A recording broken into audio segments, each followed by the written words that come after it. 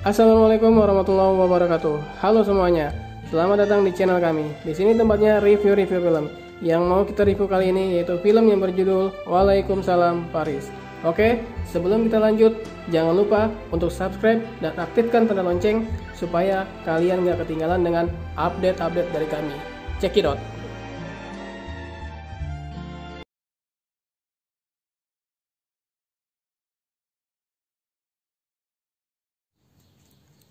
Film ini mengisahkan tentang pernikahan Ice, gadis asal desa Bojong, dengan Emen, bule tampan yang berasal dari negara Perancis. Ice berharap besar hidupnya akan berubah drastis setelah menikah dengan Emen, si pria asal Perancis itu.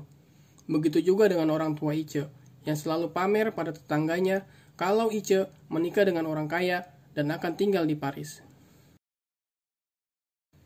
Dalam benak Ice, ia akan menjadi orang kaya dan hidup enak. Tapi apa yang Ice harapkan jauh dari kenyataan. Justru Ice dibawa ke sebuah desa terpencil dan tinggal di rumah yang jauh dari mana-mana. Terang saja, hal itu membuat Ice merasa kecewa dan protes pada suaminya. Dan sialnya lagi, di sana tidak ada sinyal internet dan telepon. Ice yang hobi selfie dan tak lepas dari media sosial merasa semakin tersiksa. Setiap hari Ice selalu marah-marah pada suaminya. Namun begitu, Emen suami Ice menghadapi Ice dengan penuh kesabaran. Akhirnya, Emen pun berjanji pada Ice akan mengajaknya ke Paris setelah musim panen nanti. Ice pun merasa bahagia dengan hal itu. Dan saat musim panen hampir tiba, datanglah para pekerja untuk bekerja di perkebunan Emen. Dan salah satu pekerjanya ada seorang laki-laki yang berasal dari Indonesia, yang bernama Dadang. Ice pun merasa semakin gembira dengan hal itu, karena saat ini ada orang yang bisa diajak bicara dengan bahasa Indonesia. Terlebih lagi, Dadang berasal dari suku yang sama dengan Ice. Kian hari mereka pun kian akrab, sampai-sampai Ice meminta kepada Dadang untuk mengajari suaminya tentang sholat dan mengaji. Tentu saja Dadang merasa keberatan dengan hal ini, karena Dadang bukanlah seorang ustadz. Tapi akhirnya dia terpaksa melakukannya karena Ice terus memaksanya. Mulailah Emen belajar sholat dan mengaji. Emen berterima kasih pada istrinya, karena dengan sebab istrinya ia bisa memperdalam ilmu agama Islam yang baru saja ia anut itu. Namun sayang, malah petaka menghampiri rumah tangga mereka. Saat Ice tidak ada di rumah, datanglah seorang wanita yang dia adalah mantan kekasih Emen. Karena takut istrinya merasa cemburu, Emen menyuruh perempuan itu untuk segera pergi. Tapi mantan kekasihnya itu malah terus saja menggoda Emen. Hingga akhirnya, saat Ice pulang ke rumah, Ice melihat seorang perempuan keluar dari kamar suaminya dengan pakaian setengah terbuka. Karena kejadian itu, Ice merasa sangat sakit hati, dan ia memutuskan untuk pergi dan kembali ke Indonesia.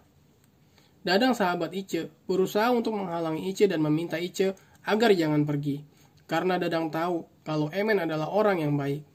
Tapi tekad Ice sudah bulat, ia tetap ingin pergi, sebab ia terlanjur merasa sakit hati.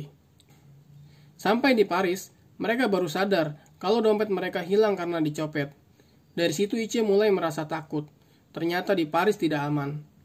Ditambah lagi mereka diganggu oleh orang yang sedang mabuk. Dan baru saja mereka sampai di Menara Eiffel, tiba-tiba Dadang dibawa paksa oleh orang yang tidak dikenal. Di saat yang bersamaan, tas Ice pun hilang diambil orang. Kini, Ice sebatang kara di kota yang asing baginya. Ia baru sadar kalau Paris tidaklah seindah yang ia bayangkan. Ice bingung gak tahu harus kemana. Sampai-sampai ia harus bermalam di emperan jalan. Beruntung, di tengah kebingungan Ice, keesokan harinya ia bertemu dengan adiknya yang bernama Ine. Ine memang sengaja ke Paris untuk mencari Ice kakaknya. Ice menceritakan semua kejadian yang menimpanya dan ingin kembali ke Indonesia.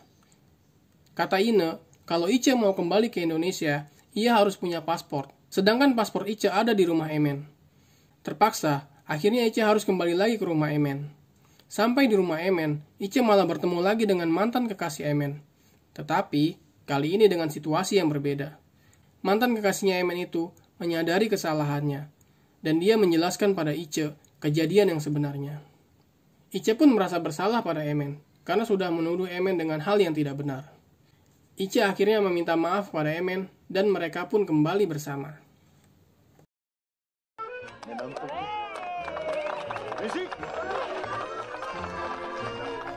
Ya, seperti itulah alur cerita dari film ini. Terima kasih kalian yang sudah nonton. Jangan lupa like dan subscribe. Sampai jumpa.